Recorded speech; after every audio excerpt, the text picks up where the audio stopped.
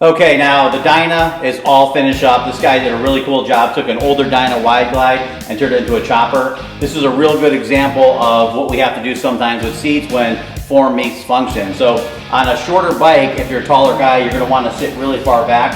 On this bike also, the rear fender moves with the swing arm. So we actually have to have a gap here so that the seat could move, or the fender could move and not hit the seat.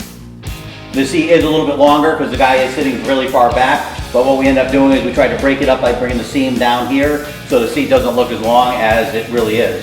The seat here also is in diamond stitch and an old bronze vintage distressed imitation leather. It's a very cool material, lasts a long time, but as you can see, it actually has a distressed look around all the stitching, and it will wear a little bit like distressed leather will, so it'll have a really vintage look. Also, this bike is going to get painted in dark forest green, so this vintage bronze color should look really good against that green.